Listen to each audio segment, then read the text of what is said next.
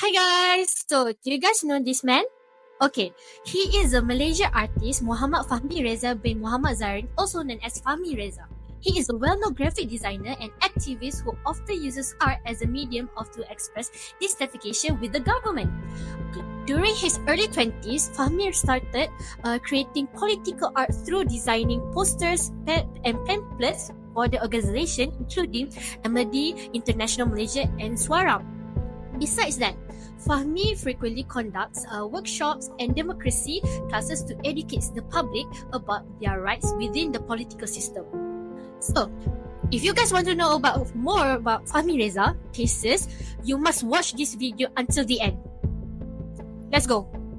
You know what? A graphic designer posts a funny image online poking fun at a government minister who is Dato Sri Dr. Adham Baba. He gets charged with a crime. This happened to Fahmi Reza in Malaysia, who was accused of violating the Communication and Multimedia Act. But in a win for free speech, the court dropped the charge, recognizing the importance of criticism in a democracy. It's a reminder for online freedom is very crucial even when it comes to poking fun at authority. In Malaysia, freedom of speech is guaranteed, but with restrictions. Activist Fahmi Reza said satirical artwork has led to legal action under the Communication and Multimedia Act and the Sedition Act has sparking debate. While the government argues that this laws was to maintain public order, however, critics say that it was to silence their criticism. That listed from renewing his passport, Fahmi responded with an NFT symbolizing his free speech. His case has fueled calls to reform outdated laws that restrict expressions. So, should satire be punished, or is it essential for a just society? The answer will shape our future. Hello. So, for over a decade, Fahmi Reza has been a controversial figure, which his work sparking strong reaction from the public, especially our netizen. To his supporter, he is a symbol of a free speech leader. He often using satire to highlight political issues and challenge the authority. But to his critics, he is seen as a disrespectful person and provocative. And then one of the biggest reaction came from the Najib Razak clown caricature case. If you guys remember the Najib Razak picture where many Malaysians use the image as a protest symbol by making it hashtag kita semua penghasut and went viral through online. However, government supporter view it as an attack on a leadership and demanded legal action towards him. Similarly, in the Dengki ke Spotify playlist case about our queen, some saw it as a harmless joke, while the others, especially royal supporter, found it very offensive and disrespectful.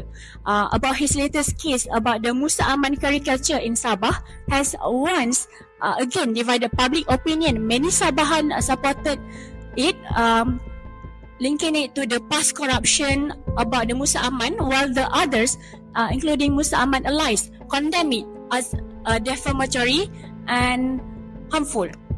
And then about this ongoing debate shows how Fahmi Reza work actually reflect the larger issue of free speech in our country, in Malaysia. So where do we draw the line between the satire and insult, and how much freedom of speech, of expression should we allow in our society? Do you know about Fahmi Reza's work, especially his effort to get people thinking about the voting, helped make young Malaysians more politically active during the 2018 general election.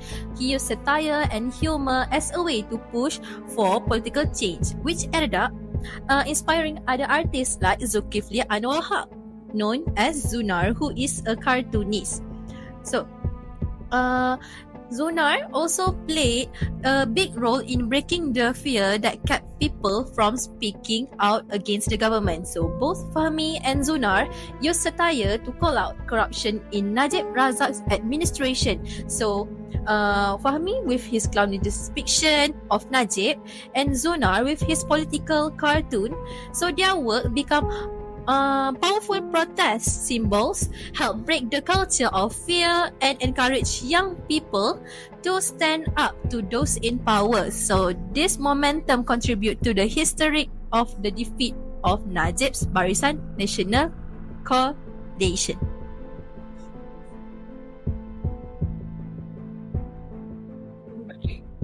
So, when we think of activism, we often picture street protests, right?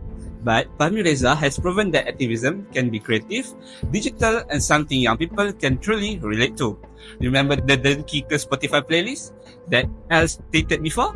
What seemed like just a joke was actually a smart way to push back against elitism.